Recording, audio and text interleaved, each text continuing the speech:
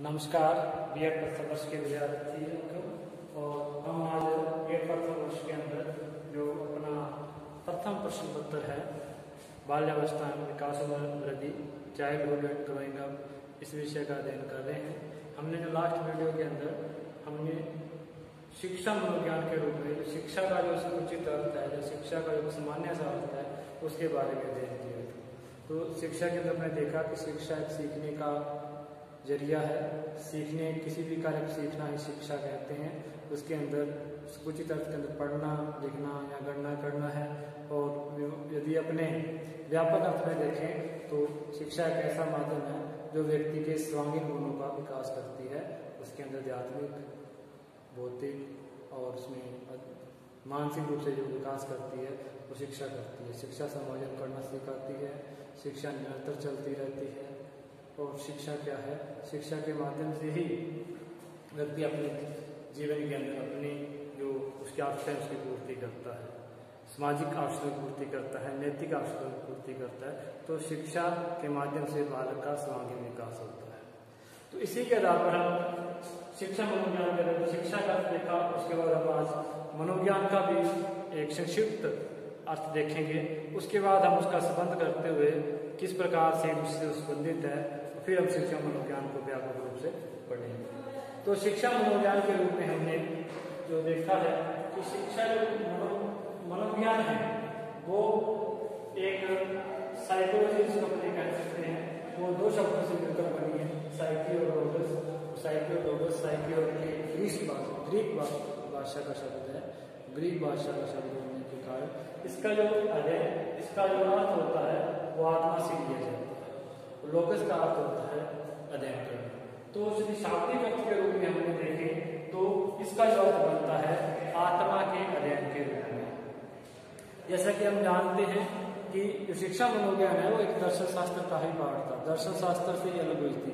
तो दर्शन शास्त्र में हम आत्मा परमात्मा की, आत्मा के अध्ययन की बात करते हैं। उसी को कंटिन्यू करते हुए, विषय को अलग करते हुए मनोविज्ञान में सबसे पहले जो अध्ययन किया गया वो आत्मा का अध्ययन किया गया। क्योंकि माना गया कि व्यक्ति के अंदर जो आत्मा का निवास करती है वो आत्मा के अकॉर्डिंग ही व्यक्ति है। उसका आत्मा के अकॉर्डिंग व्यक्ति का व्यक्तित्व जगता है, व्यक्तित्व कार्य करता है। तो उसको एक आंतरिक शक्ति के रूप में आत्मा को देखते हुए आत्मा के अध्ययन की बातों को क्या है करने का, अध्ययन करने का प्रयास किया गया। इसके कारण इसको हम सबसे पहले क्या है आत्मा के अध्ययन के रूप में कहा गया। तो सर्वप्रथम क्या है आत्मा के अध्ययन के रूप में इसका अध्ययन किया जाएगा। तो अपने इसका जो समय की बात करें तो दर्शन शास्त्र प्राचीन विषय है। सबसे पहले दर्शन शास्त्र का अध्ययन प्राचीन काल से किया जा रहा है। तो जब इसको एक इसी विषय में ही एक अलग पढ़ने का प्रयास किया गया तो हम मान सकते हैं कि 400 ईसा पूर्व से जब क्या है इसको अलग रूप से पढ़ने का प्रयास किया जा रहा है। अलग नहीं हुई थी बिल्कुल, लेकिन इसको माना जा रहा है कि ये आत्मा के अध्ययन के रूप में इसका एक अलग से कॉन्सेप्ट बना। और 400 ईसा पूर्व से लेकर के 1600 ईसा पूर्व के अंदर इसको आत्मा के अध्ययन के रूप में ही अध्ययन किया जाने लगा कि आत्मा का अध्ययन करना है, आत्मा क्या है, किस प्रकार से निवास है, किस प्रकार से व्यक्ति पर प्रभाव डालती है, इस प्रकार से आत्मा के अध्ययन के रूप में। इसके समर्थक थे जो प्लेटो है, अरस्तु है, देकार्त है आदि है। तो इन्होंने कहा था कि इस मनोविज्ञान है वो क्या है आत्मा के अध्ययन के रूप में अध्ययन करता है। मनोविज्ञान आत्मा का अध्ययन है। और इसके बाद क्या है फिर आत्मा के अध्ययन में थोड़ा सा जब समय बदला तो लगभग 1600 ईसा पूर्व तक कोई भी चेंजिंग नहीं आया। आत्मा के अध्ययन के रूप में ही इसका अध्ययन किया जाता है। उसके बाद 1600 ईस्वी में क्या है इसको आत्मा के अध्ययन के रूप में अस्वीकार कर दिया गया कि आत्मा तो दिखाई नहीं देती है, अमूर्त है, इसका अध्ययन कैसे किया जा सकता है, आत्मा अमर है, आत्मा का निवास कहाँ है, इसकी स्थिति क्लियर नहीं हो पाई। तो इसके कारण क्या है आत्मा के जो अध्ययन कॉन्सेप्ट था, धारणा थी, उसको बदल दिया गया। उसको क्या है अमान्य कर दिया गया। तो बाद में इन्होंने कहा कि जो मनोविज्ञान है वो व्यक्ति के मन और मस्तिष्क का अध्ययन करता है। क्योंकि व्यक्ति मन और मस्तिष्क के आधार पर ही कार्य करता है। उसका जो व्यक्तित्व है वो जो मन करता है, मन कहता है, जहाँ उसका जो मस्तिष्क कहता है वो करता है, उसी के अंदर ही क्या है, उसके अकॉर्डिंग ही उसका व्यक्तित्व झलकता है, उसका व्यवहार झलकता है। तो मन और मस्तिष्क का अध्ययन क्या है, उसको मनोविज्ञान के रूप में लिया गया। इसके जो समर्थक थे वो होब्स थे, लॉक थे, कांट थे, स्पिनोजा थे। इन्होंने कहा कि मनोविज्ञान है वो मन और या मस्तिष्क के अध्ययन के रूप में व्यक्ति का अध्ययन करता है।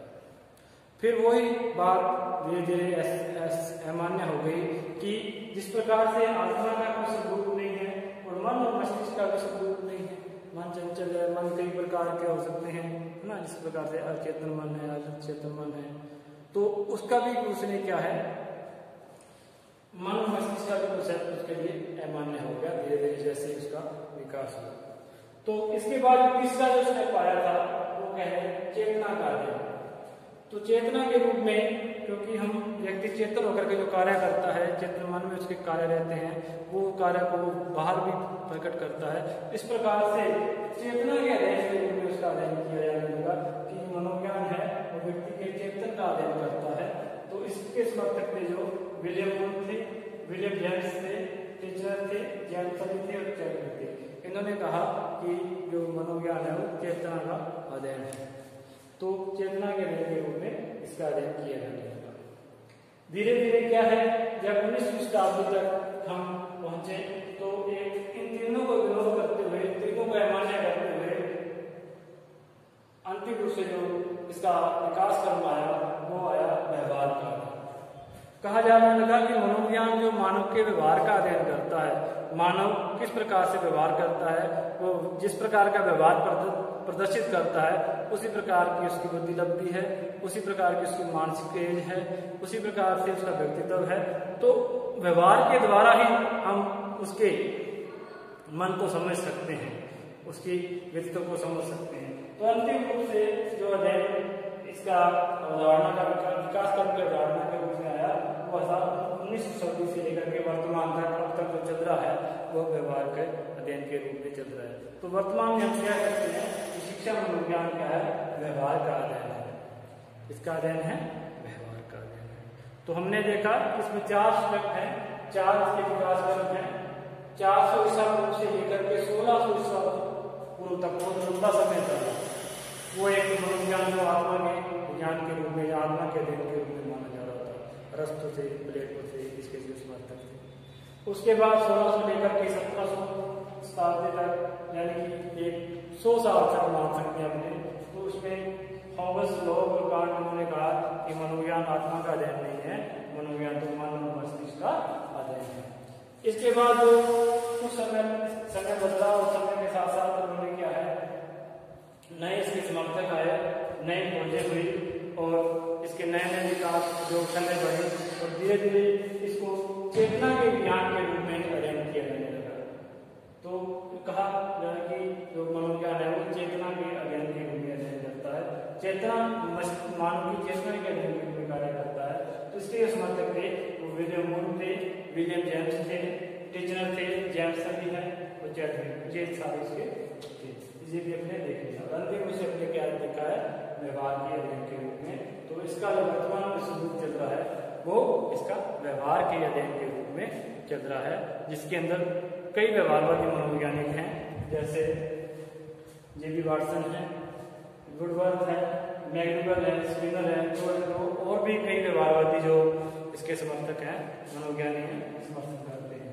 तो इसी चारों विकास क्रम को देखते हुए वुडवर्थ मनोवैज्ञानिक ने एक कथन कहा था, जिसको अपनी परिभाषा के रूप में भी लेते हैं और एक कथन के रूप में भी लेते हैं कि मनोविज्ञान ने सबसे पहले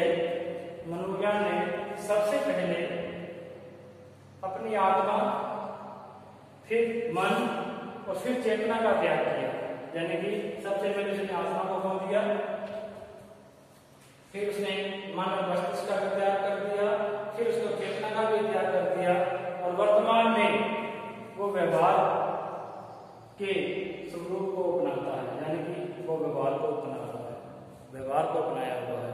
तो सबसे पहले उसने आत्मा का त्याग किया, फिर उसने मन का त्याग किया, मन या मस्तिष्क दोनों चीज मनोविज्ञान के अंदर एक शब्द आता है मन का, और फिर है चेतना का अध्ययन जो चेतना थी, चेतना के रूप में माना जाता है उसका भी अध्ययन कर दिया, और वर्तमान में जो है इसका व्यवहार के रूप में अध्ययन किया जाता है।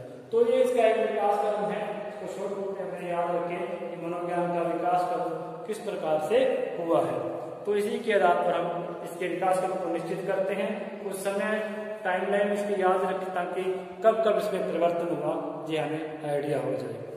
तो 400 ईसा पूर्व से लेकर के 1600 ईसा पूर्व तक एक आत्मा के अध्ययन के रूप में, फिर 17वीं सदी थी वो उसके अंदर अपने इसको मन और मस्तिष्क के अध्ययन के रूप में मान सकते हैं, और चेतना का अध्ययन है जो उसके अंदर अपने 1870 ईस्वी से लेकर के 1900 पूरी जो अपने पूर्ण 19वीं सदी तक मान सकते हैं इसको, और व्यवहार के अध्ययन के रूप में 19वीं सदी से लेकर के या 19वीं ईस्वी से लेकर के वर्तमान तक इसको हम आज तक हम इसको व्यवहार के अध्ययन के रूप में मानते हैं। हमने मनोविज्ञान के विकास क्रम को देखा, तो मनोविज्ञान के विकास क्रम के अंदर हमने आत्मा के अध्ययन के रूप में, मानव मस्तिष्क के अध्ययन के रूप में और चेतना के अध्ययन के रूप में, और उसके बाद अंतिम रूप से व्यवहार के अध्ययन के रूप में हमने मनोविज्ञान का अध्ययन किया।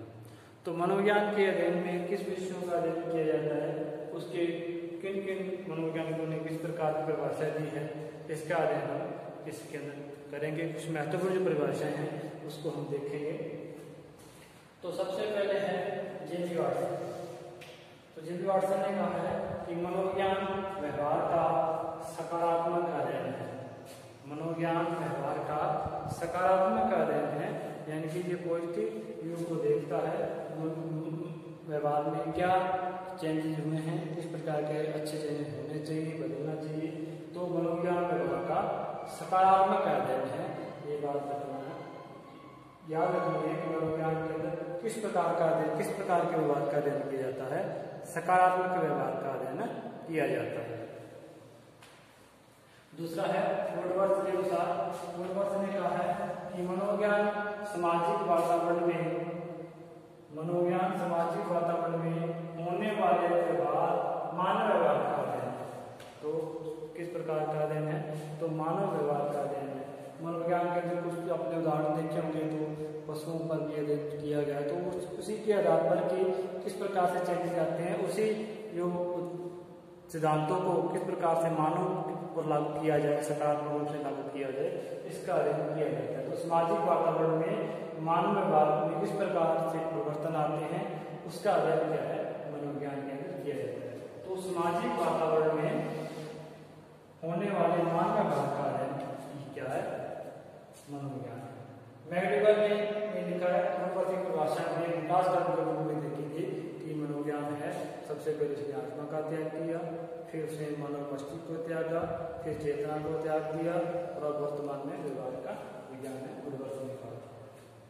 तो मैगडीगल के अनुसार है मनोविज्ञान मानव की आचरण एवं व्यवहार का विज्ञान है। तो मानव किस प्रकार का आचरण करता है, मनोविज्ञान मानव के आचरण में व्यवहार का विज्ञान है। तो मानव के आचरण व्यवहार किस प्रकार से करता है, मानव किस परिस्थितियों में किस प्रकार का व्यवहार करता है, इसका जो अध्ययन है वो मनोविज्ञान के अंदर किया जाता है। बॉरेक के अनुसार है मनोविज्ञान मानव प्रकृति का अध्ययन है। मानव की प्रकृति कैसी होती है, किस प्रकार की में वो निवास करता है, किस वातावरण में किस प्रकार की क्रिया करेगा, और उसमें समायोजन करना है। इस प्रकार से मानव व्यवहार के अंदर उसकी प्रकृति क्या है, उसका अध्ययन मनोविज्ञान के अंदर किया जाता है। तो आपने देखा है सब जो अपने हैं मानव व्यवहार का मानव पर है, और मानव व्यवहार का अध्ययन किया जाता है। तो मुख्य रूप से मानव व्यवहार का अध्ययन इसके अंदर किया जाता है, बालक से लेकर के जो व्यक्ति तक है, व्यक्ति का है, या बाल्यावस्था है, किशोरावस्था है, तो मानव व्यवहार का अध्ययन किया जाता है। किस एज के अंदर बालक का किस प्रकार का व्यवहार होता है, किस प्रकार की उसकी मानसिक स्थिति होती है, किस प्रकार से वो शारीरिक क्रिया करता है, इस प्रकार से मनोविज्ञान के अंदर उसका अध्ययन किया जाता है। मर्फी के अनुसार, मर्फी है जीवित प्राणियों का सामाजिक वातावरण के साथ होने वाला व्यवहार ही मनोविज्ञान है। तो जीवित प्राणी क्योंकि जो मृत्यु को प्राप्त कर गया, उसका अध्ययन मनोविज्ञान के अंदर किस प्रकार करेंगे, समझेंगे। तो जीवित प्राणियों का सामाजिक वातावरण के साथ किस प्रकार से व्यवहार होता है, समाज में रह करके, वातावरण में रह करके वो किस प्रकार की क्रियाएं करता है और किस प्रकार से अपना विकास करता है, समाज का भी विकास करता है, इस प्रकार की बातों का अध्ययन है वो मनोविज्ञान के अंदर किया जाता है। तो इसमें अपने जो 4 या 5 परिभाषाएं रखी हैं, इसके अंदर मुख्य रूप से एक बात निकल के आ रही है कि व्यक्ति है जो मनोविज्ञान है वो मानव के व्यवहार का अध्ययन करता है, उसके प्राकृतिक रूप से, उसके सामाजिक परिवर्तन में, उसकी सुविधाओं के रूप में। तो इस प्रकार से इसका जो अध्ययन है मानव व्यवहार पर केंद्रित है। तो इसकी जो कुछ विशेषताएं निकल कर आ रही है वो है मनोविज्ञान व्यवहार का विधायक विज्ञान है।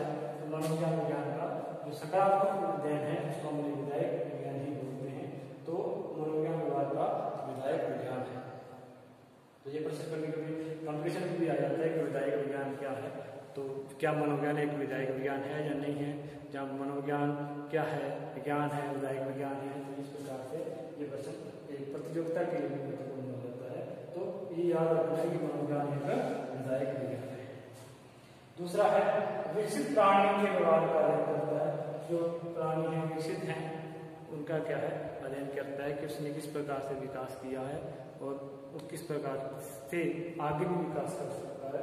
तो विकसित प्राणियों के व्यवहार का अध्ययन करता है। इस प्रकार से हमने देखा कुछ परिभाषाएं देखी, उन परिभाषा के आधार पर हमने मनोविज्ञान की जो अवधारणा है उसको क्लियर करने का प्रयास किया। तो अपने मानव व्यवहार के अध्ययन को भी हम मनोविज्ञान कहते हैं। तो इसके आधार पर हम कह सकते हैं कि मानव में जो जन्म से लेकर के जो वृद्धावस्था तक जो अध्ययन किया जाता है वो मनोविज्ञान के अंदर किया जाता है मानव व्यवहार का। तो आगे हम इसके मनोविज्ञान के और शिक्षा के संबंध के बारे में चर्चा करेंगे। तो हमने शिक्षा मनोविज्ञान की परिभाषाओं के बारे में अध्ययन किया, उसकी विशेषताओं के बारे में अध्ययन किया। हम शिक्षा के बारे में अध्ययन कर चुके हैं और मनोविज्ञान के बारे में भी हम अध्ययन कर चुके हैं। अब इसका यदि संबंध के बारे में अध्ययन करें तो शिक्षा और मनोविज्ञान के अंदर क्या संबंध है। तो हम एक छोटे रूप में देखते हैं शिक्षा व्यक्ति के व्यवहार में परिवर्तन लाती है। तो शिक्षा क्या है, तो शिक्षा व्यवहार का परिवर्तन है। शिक्षा मानव के व्यक्तित्व के या बालक के व्यवहार में परिवर्तन लाती है। जिसका उसको ज्ञान नहीं था, शिक्षा के बाद में उसको ज्ञान प्राप्त हो गया, उसने सीख लिया, इसका मतलब उसके व्यवहार में परिवर्तन हो गया। तो शिक्षा क्या है, व्यवहार में परिवर्तन लाती है। और मनोविज्ञान का संबंध इन परिवर्तनों से है और जो परिवर्तन हो रहे हैं उनका संबंध किससे है, मनोविज्ञान से है। किस प्रकार से परिवर्तन हो रहे हैं, किस प्रकार से परिवर्तन होने चाहिए, इसका क्या है ज्ञान होना चाहिए। तो मनोविज्ञान यह निर्धारित करता है कि किस प्रकार के बालक को, किस बुद्धि लब्धि के बालक को किस प्रकार की शिक्षा दी जानी चाहिए। यानी कि मनोविज्ञान का जो सिद्धांत है, बेसिक है, वो शिक्षा का जो बेस है, आधार है, मनोविज्ञान होना चाहिए। मनोविज्ञान के आधार पर ही शिक्षा होनी। पहले अपने देखते थे कि शिक्षा मनोविज्ञान के आधार पर नहीं थी, कई सिलेबस, कई पाठ्यक्रम थे। और वर्तमान में जो शिक्षा है वो मनोविज्ञान के आधार पर उसकी बुद्धि लब्धि के अकॉर्डिंग, बालक की शेष योग्यता के अकॉर्डिंग, उसके अनुसार ही पाठ्यक्रम का निर्माण किया जा रहा है। तो वो क्या है, शिक्षा का मनोविज्ञान के आधार पर उसका रूपांतरण हो रहा है। शिक्षा को मनोविज्ञान के आधार पर देखते हुए पाठ्यक्रम का निर्माण किया जा रहा है, गतिविधियों का निर्माण किया जा रहा है। तो इसी आधार पर हम कहते हैं कि शिक्षा और मनोविज्ञान के अंदर घनिष्ठ संबंध है। जो भी शिक्षा के परिवर्तन हो रहे हैं उन्हीं परिवर्तनों का मनोविज्ञान का अध्ययन किया जाता है। तो शिक्षा में किस प्रकार से परिवर्तन होने चाहिए, किस प्रकार की शिक्षा होनी चाहिए, इसका जो बेस है वो मनोविज्ञान है। तो ये दोनों एक दूसरे में घनिष्ठ रूप से संबंधित है। कुछ परिभाषा है जैसे हर्बर्ट ने कहा है कि शिक्षा सिद्धांत का आधार मनोवैज्ञानिक होना चाहिए। जो शिक्षा का सिद्धांत का निर्माण हो रहा है, शिक्षा के सिद्धांतों का निर्माण होता है, उसका आधार क्या होना चाहिए, मनोविज्ञान होना चाहिए। उनका आधार क्या है, मनोविज्ञान होना चाहिए। मोंटेस्क्यू ने एक शिक्षक के रूप में लिखा है कि शिक्षक जितना अधिक मनोविज्ञान का प्रयोग करेगा, प्रयोगात्मक मनोविज्ञान का ज्ञान प्राप्त करता है, किस प्रकार से मनोविज्ञान का प्रयोग करना है बालकों को, उतना ही वो अधिक जान सकता है इसको किस प्रकार से पढ़ाया जाए। इसमें रखता है उतना ही अधिक वह जानता है कि कैसे पढ़ाया जाए, उतना ही अधिक वह जानता है कि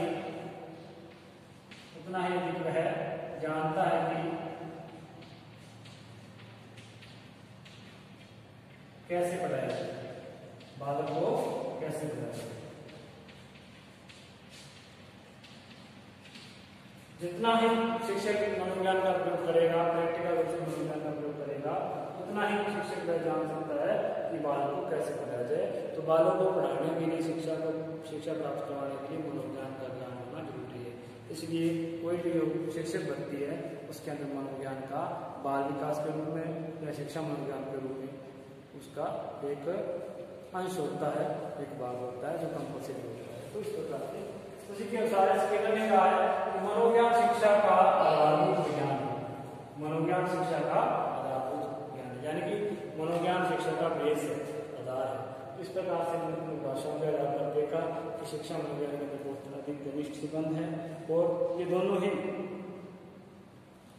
शिक्षा मनोविज्ञान के रूप में जब मिलकर काम करती है तो बालक की किस एज के में किस प्रकार की शिक्षा दी जाए, बालक का विकास किस प्रकार से होता है, उस विकास से अवस्था के अंदर किस प्रकार की शिक्षा दी जानी चाहिए, इसका अध्ययन शिक्षा मनोविज्ञान के अंदर किया जाता है। तो हम आगे नेक्स्ट मॉड्यूल के अंदर शिक्षा मनोविज्ञान का अध्ययन करेंगे। तब तक के लिए धन्यवाद।